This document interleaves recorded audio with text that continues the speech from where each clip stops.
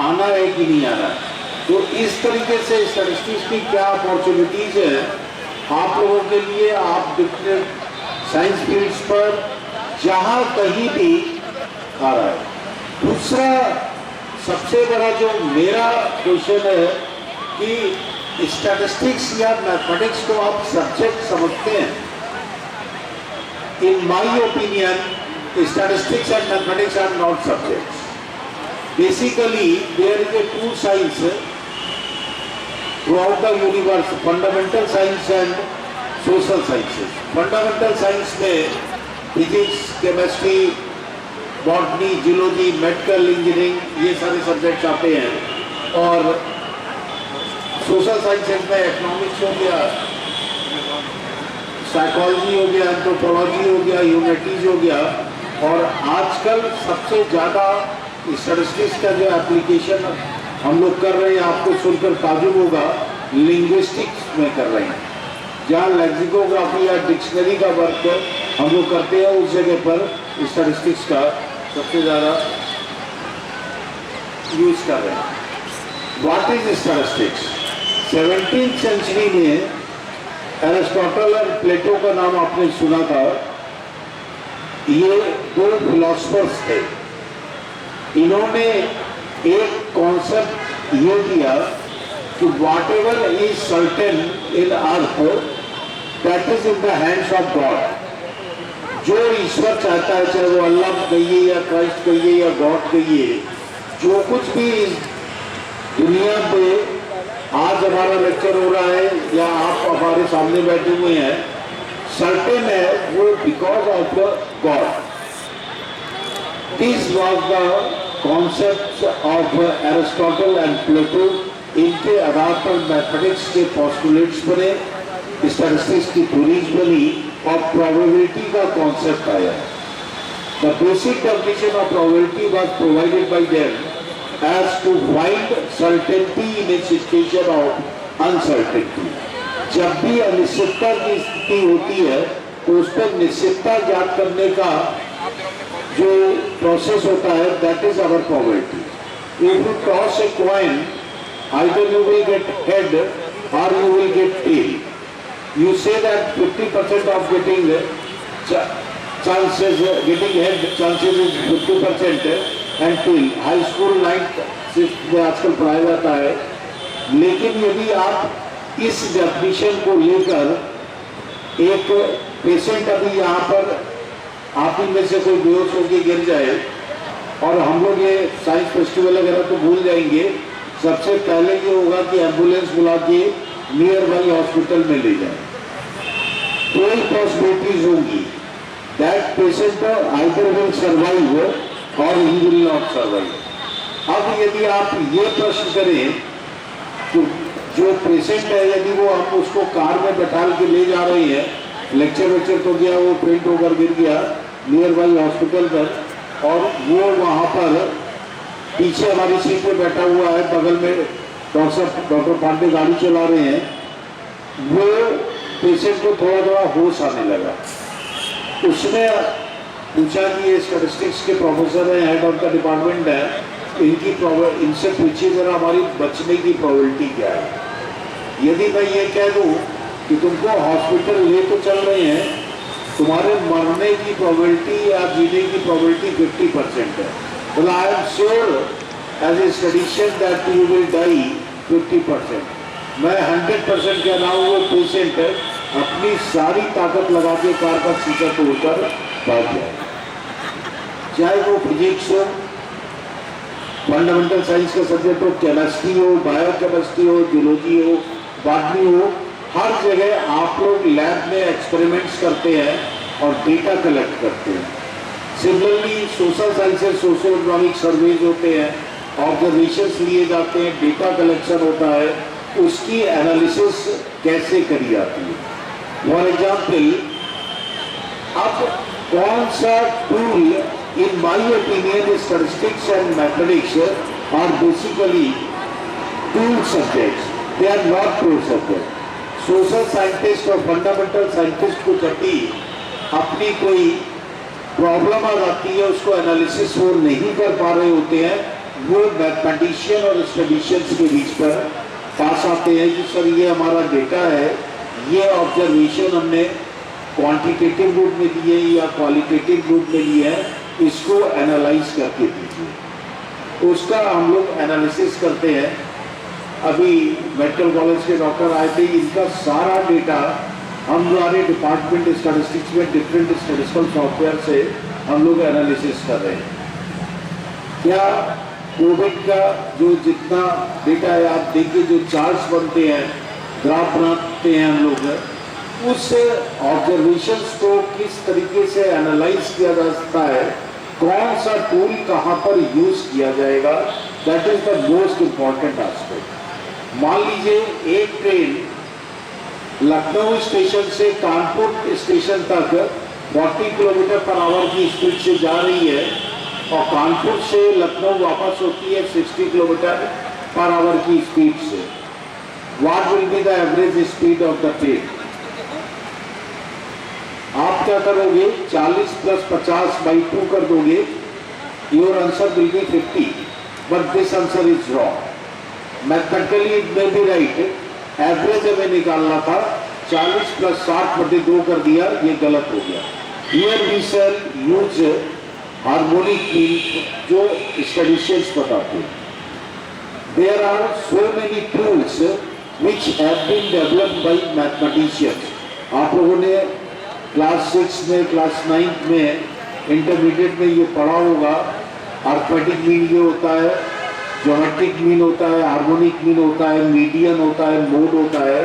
किस तरीके से कौन सा फॉर्मूला यूज करेंगे, इसका बड़ा छोटा सा एग्जाम्पल मैं आपको बता रहा हूँ। मान लीजिए आप लोग जिस एक्टिवा या मोटरसाइकिल से आए हैं, वो अभी यहाँ पर खराब हो गई। जब आप घर जा रहे हैं वापस, आप क्या करेंगे? साइकिल स्टैंड वाले से पूछेंगे, भैया यहाँ पर कोई दुकान है मैकेनिक की, आप उस गाड़ी को धकेल कर वहाँ पर ले जाएंगे। ले जाने के बाद उससे वो 20-25 रुपए लेगा आपसे। पंच या प्लास वगैरह कुछ यूज करके, टूल यूज करके वो उसको ठीक कर देगा। इस गाड़ी को लेकर आप घर तो पहुंच जाएंगे। आपने जब अपने गार्जियंस को बताया, तब आप ये बात उनके आपके कहेंगे, जो घर के पास वर्कशॉप है, तुम्हारी एक्टिवा पुरानी हो गई है, तुम दिन भर के लिए उसको सर्विसिंग में दे दो, शाम तक वो ठीक हो जाएगा। आप 500-600 रुपये उसको देंगे, दिन भर गाड़ी सर्विस हो गई, और फिर आपने उसको परफेक्ट चलाने लगे। 2-3 महीने बाद सेम इसी प्रकार से आपकी प्रॉब्लम आई कि फिर आपकी 2 व्हीलर खराब होगी। उस समय आप जाते हैं, जो होंडा या जो भी सर्विस सेंटर है, ऑथराइज जिस कंपनी की गाड़ी है उसके सर्विस सेंटर।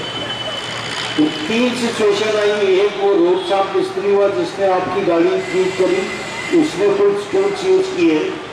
एक वो जो आपके घर के पास वर्कशॉप थी, उसका यूज किया। एक जगह कहते हैं रियल जो मारुति या होंडा कंपनी जहाँ की आपकी गाड़ी है, उसको आपने वहाँ पर जाके ठीक किया। तीनों लोगों ने डिफरेंट टूल्स यूज किए और आपका परफेक्ट सेम टेक्निक या सेम थ्योरी भी यूज। तो सही टूल जब तक आप अपनी एनालिसिस पे, चाहे आप फंडामेंटल साइंटिस्ट हो या सोशल साइंटिस्ट हो, जब तक आप नहीं लगाएंगे, तब तक जो ये कहते हैं आपका एनालिसिस जो है वो हमेशा गलत होते रहता है।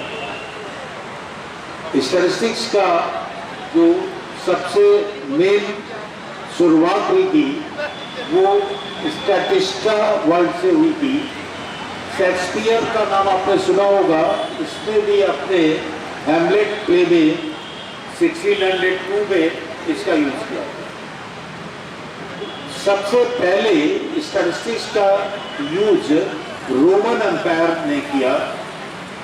That was the first states to extensive gather data. अपने साम्राज्य का वो डेटा कलेक्ट करते थे, कितनी जनसंख्या है उनकी, कितना एग्रीकल्चर लैंड है, किस तरीके से उनकी कितनी वेल्थ है, यहाँ पर स्टैटिस्टिक्स का यूज हुआ।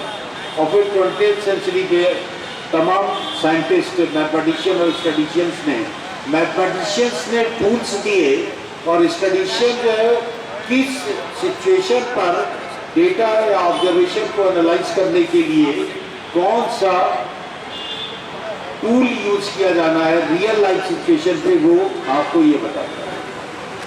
अब कॉइन टॉसिंग एक्सपेरिमेंट की बात हम कर रहे थे, 50% चांसेज हैं हेड आने के, 50% चांसेज है टेल आने के, लेकिन जो हॉस्पिटल वाला था उस पर ये फॉर्मूला हम नहीं लगा सकते। इसलिए मैथमेटिक्स की जो डेफिनेशन, मैथमेटिकल प्रोबेबिलिटी की डेफिनेशन थी, that was changed by another philosopher Hume in 1728। उसने बड़ा अच्छा सी एग्जाम्पल दिया। मान लीजिए अमीनाबाद जो सबसे यहाँ का क्राउडी एरिया है, मार्केट में ये मिस्टर ए ने मिस्टर बी को दिन के 2 बजे रिवॉल्वर से शूट कर दिया, तो मिस्टर बी तो वहीं पे ढेर हो गया। लोगों ने कहा भाई इसकी जिंदगी में यही लिखा था कि अमीनाबाद में 2000 की गैदरिंग में गोली लगकर मरना लिखा हुआ था, तो इसलिए वो मर गया। पब्लिक ने क्या किया, मिस्टर ए जिसने गोली चलाई थी उसको पकड़ लिया और जेल में डाल दिया गया, पुलिस को हैंडओवर कर दिया। 6 महीने बाद जूरीज ने डिसीजन दिखाया या सुनाया, एक must be hang till death, यानी फांसी की सजा दे दी। ये एक फांसी की सजा किस आधार पे दी? On the basis of the evidences. ये कोई गॉड ने नहीं बनाया। तब ह्यूम ने एरिस्टोटल और प्लूटो से ये पूछा कि जो आप ये कहते हैं कि everything is in the hands of God, हर एक चीज जो है वो ईश्वर के हाथ है, everything is certain because of God, तो अब क्या ये जज खुदा हो गया? बी की मौत को मैं मानता हूँ कि बी की मौत तो 2 बजे रिवॉल्वर की गोली लगकर होनी थी, इसलिए वो ये कहते हैं वो मर गया। लेकिन ए को मौत देने वाला कौन है? वो जज। और जिस उस खुदा को, उस गॉड को कभी किसी ने देखा नहीं, तो क्या वो जज गॉड हो गया? Then there was a little bit change to find the moral certainty in a situation of uncertainty. Morality word को जोड़ा गया, और this is the real definition of probability that comes under the paradigm of this. Now communication is the most important. कल professor A के Sharma sir आए थे, उन्होंने communicate करने की बात कही थी। अंडरस्टैंडिंग द लैंग्वेज ऑफ स्टडीशन, हमारी बात को आप कैसे समझेंगे उसको फैसिलिटेट करने के लिए स्टैटिस्टिक्स का यूज होता है। हम अपनी स्लाइड पर 2 फिगर दिखा रहे हैं, यहाँ पर हमने 2 फिगर दिखा रहे हैं। कोई इसको पढ़ के बता सकता है ये हमने क्या लिखा है?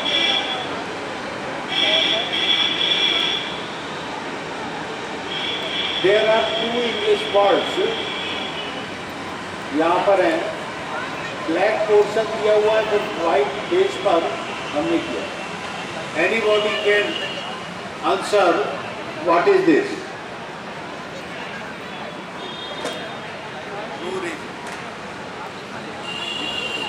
अब ये it is the concept of perception.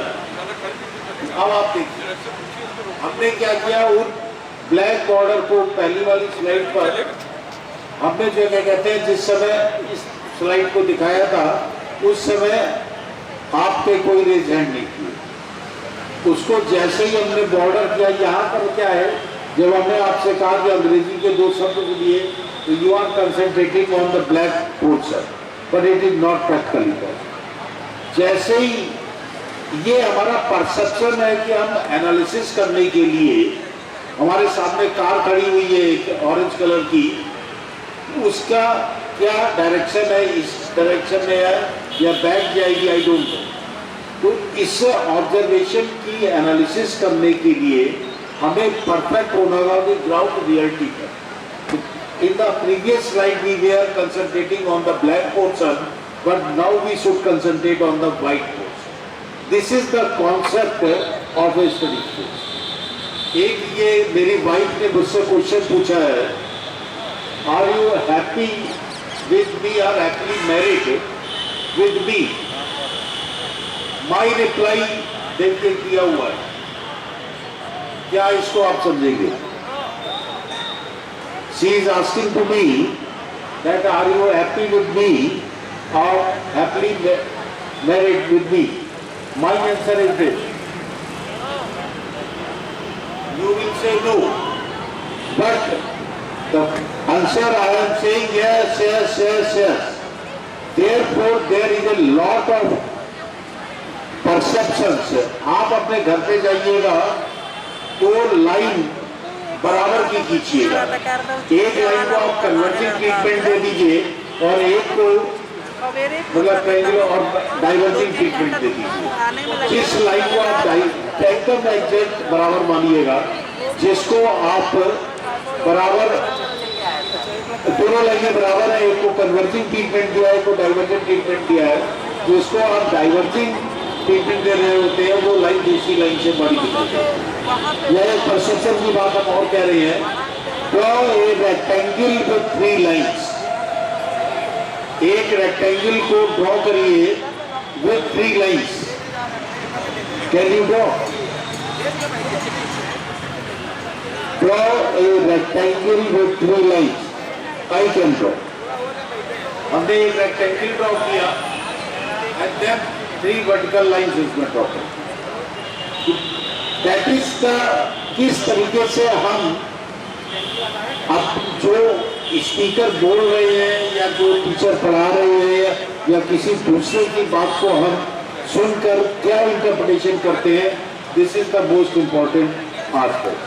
And that's why psychological statistics में सबसे इम्पोर्टेंट है, हर आदमी के अंदर 4 पॉइंट होते हैं। Every human being, ABCD, A for arena, B for blind spot, C for closed spot, D for dark spot.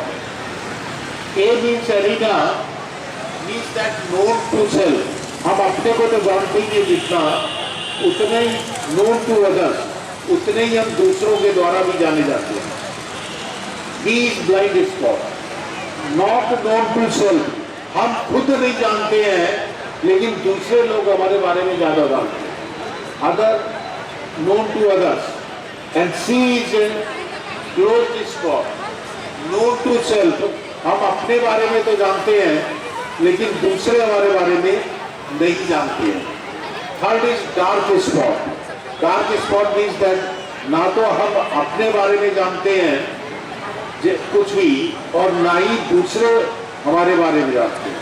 तो this is a फायरोडी जो साइकोलॉजिकल स्टैटिस्टिक्स सबसे पहले हम लोग बताते हैं ABCD। यदि आप इस स्लाइड को ध्यान से देखिए तो हमने यहाँ पर 4 पॉइंट्स ABCD पे लिखे हुए हैं। Positive thought, negative thought, necessary thoughts and waste thoughts. आप जानते हैं क्या कि नॉर्मल मैन दिन भर में कितनी बातें सोच सकता है? How many thoughts a man can generate from morning, जब वो उठता है से लेकर लेट में। You will be surprise to know that medical statistics कहती है कि नॉर्मल मैन 35 to 40,000 थॉट्स उसके दिमाग में दिन भर में जनरेट हो सकते हैं। नाउ कैन यू काउंट कर? क्या आप उसे काउंट कर सकते हैं? It is not possible. यदि आप रात को बेड पर सोते समय जाएं और बेड पे जब आप लेटे हो तो एकदम से नींद नहीं आती होगी, आपने स्विच ऑफ किया और लाइट आपको नींद आ गई। आप जस्ट काउंट करिए कि हमने दिन भर में क्या क्या सोच डाला। आप काउंट नहीं कर पाएंगे। कहीं 35 से 40 हजार आप काउंट कर सकते हैं कि दिन भर में आपने क्या सोचा। और यदि वो ब्लड प्रेशर का या हाइपरटेंशन का पेशेंट है तो ये संख्या डबल हो जाती है, 70,000 तक। इसलिए साइकोलॉजिकल स्टैटिस्टिक्स में हम लोग ने इसको 4 कैटेगरीज में बांट रखा है: positive, negative, necessary and dark spot. In categories को थोड़ा सी समझते हैं। सबसे ज्यादा थॉट्स किस प्रकार के हम लोगों को टीचर कहते हैं या हमारे गार्जियंस कहते हैं कि पॉजिटिव सोचिए, सकारात्मक चिंतन करना चाहिए, पॉजिटिव थॉट्स रखिए। पॉजिटिव यही न्यूज़पेपर में निकलता रहता है, एटीट्यूड की मैगजीन्स में निकलता रहता है। दूसरे प्रकार का ये निगेटिव थॉट्स हम कुछ सोचते हैं, हमारे थॉट्स बदलते चले जाते हैं, होता नहीं है। तीसरा प्रकार का थॉट्स है नेसेसरी थॉट्स, आवश्यक, हमें सोचना मजबूरी है। प्रोफेसर मल्होत्रा यहाँ पर बैठे हुए हैं, कल साइंस फेस्टिवल लास्ट डे है, कैसे रन किया जाएगा इसका सोचना इनको मजबूरी है। आप स्टूडेंट्स हैं, आपको एग्जाम पास करना है, उसके विषय में सोचना जरूरी है।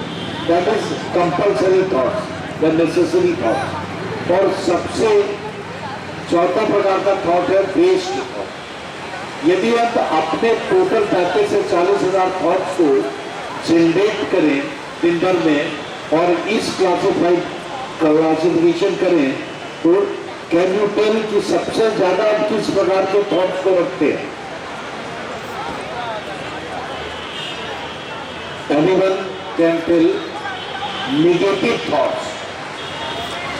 हमारे दिन भर के जो हम सोच दिमाग में आती है थॉट्स, वो ऋणात्मक विचार आते हैं। दूसरे प्रकार का थॉट हमारा वेस्ट थॉट है, बिना बात की बात पे हम लोग सोचते रहते हैं। एंड थर्ड नेसेसरी तो हमारे लिए आवश्यक हो जाता है। चौथा प्रकार का जिसका सबसे ज्यादा प्रवचन दिया जाता है कि धनात्मक सोचो या पॉजिटिव सोचो, वही हम लोग सबसे कम करते हैं। तो दिस इज द सिचुएशन, और फॉर दिस पर्पज के हमको पॉजिटिव सोचना है।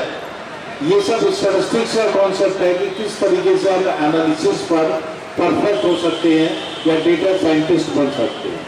And for this we have ICA, inclusion, command and affection. We have to include in our subject whatever, चाहे सोशल साइंस का सब्जेक्ट हो, चाहे वो फंडामेंटल साइंस का सब्जेक्ट हो, we have to ICA analysis of our statistics.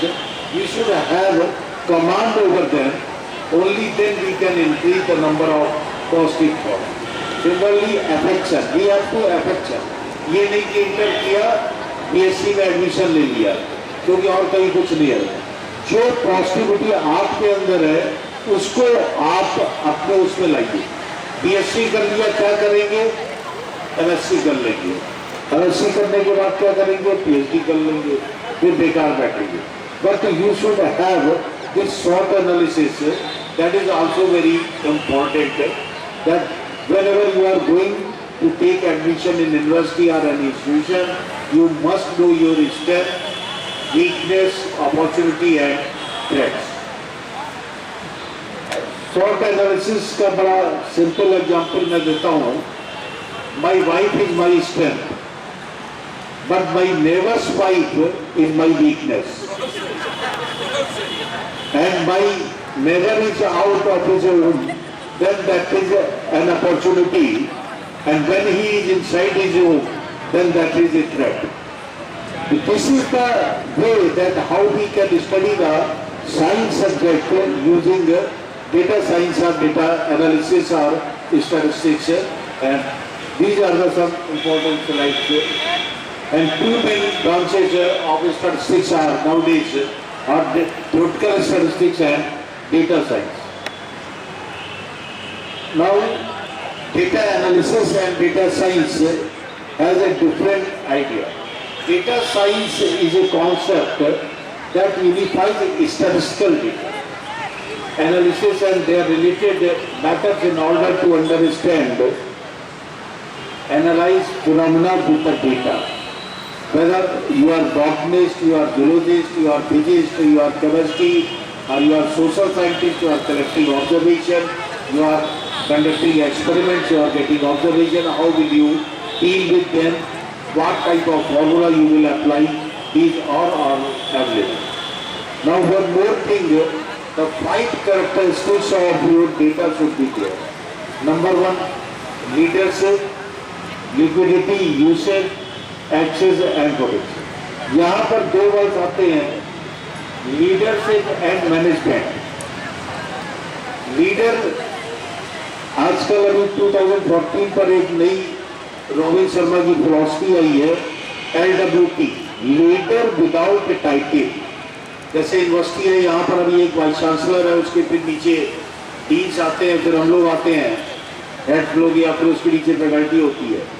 Now एक new philosophy robin Sharma की आई है, there should be no leader. What is the difference between leadership and management? इसका बड़ा सिंपल है, doing the right things is the concept of leadership and doing the things rightly को enter बना दिया, आप बाद में ले गए, that is the concept of management. That is the our core of our statistics whenever we are performing any data analysis. कई biochemistry के बच्चे बैठे हुए हैं या अदर साइंस के बच्चे कोई स्टैटिस्टिक्स का फॉर्मूला नहीं बता रहे हैं, but these two are the important aspects when you will become leader or master in your subjects. And these are the slides which are of the local statistics. आप लोग चाहे वो किसी भी फील्ड के हों, डेटा साइंस का artificial intelligence पे सबसे ज़्यादा हम लोग यूज़ कर रहे हैं। यूनिवर्सिटी ऑफ जॉर्जिया पर, कोलंबिया यूनिवर्सिटी पर MSc प्रोग्राम मिल रहा है। आप किसी भी डिसिप्लिन के हो, ये कोई ज़रूरी नहीं है कि स्टैटिस्टिक्स या मैथमेटिक्स के ही आप सब्जेक्ट हो, you can go and for other university, Stanford university में graduate certificate of artificial intelligence का होता है, you can apply that techniques. MS in data analysis, graduate certificate in data analysis, it's a great time to be studies. बिना किसी analysis के हम लोग नहीं कर सकते। Now you see that I am showing this graph, blue line and red line स्टडीशन का, और कोविड पर आप देखिए रोजाना रिपोर्ट्स आ रही है डेटा एनालिसिस करके। That is our job and collecting analysing का डेटा। आपको कलेक्ट करना है, डेटा को एनालाइज करना है, to design experiment survey to collect required data, presenting your results to client और अथॉरिटीज। आपके जो भी रिजल्ट्स या रिपोर्ट्स आते हैं उसको किस तरीके से आप प्रेजेंट करेंगे। These are the different job titles for statisticians. I am not going into detail. Then unexploited sections, in which of the every crisis lies the opportunity. COVID-19 crisis is opening up new stars of opportunity in the field of statistics. तो चाहे आप किसी भी subject को हों, आपको ये करना होगा। Then why is big data important? Big data का काम आप लोग नाम सुना होगा। हम लोग बिग डेटा को उससे एनालिसिस करते हैं। पिछले 3 दिन पहले हम लोगों ने मिस्टर अमिताभ बच्चन पर मॉर्निंग किस समय वो उठे से लेकर जो गूगल और फेसबुक और इन पर जो उनके ट्विटर पर हैंडल्स पर अकाउंट्स होते हैं उसको एनालाइज करते हैं, और एनालाइज करने के बाद पूरा एनालिसिस पूरी डे टू डे लाइफ का, किस बैंक में गए, कहाँ से उन्होंने विड्रॉ किया, everything we can collect. And for this we have volume, variety, velocity, veracity, value and quantity. These are our softwares वो कुछ हम लोग काम करते हैं। SAS, MATLAB, Excel, W, Jupyter, Tensor and Flow. So these are the important information that I want to share with all of you कि आप लोग चाहे वो किसी भी फील्ड के हों, इन सॉफ्टवेयर के बिना आप अपने ऑब्जर्वेशंस को, अपने डेटा को जो भी आप कलेक्ट कर रहे हैं एनालिसिस नहीं कर पाएंगे, and they are very easy to handle. Thank you very much. Phone कर रहे हैं।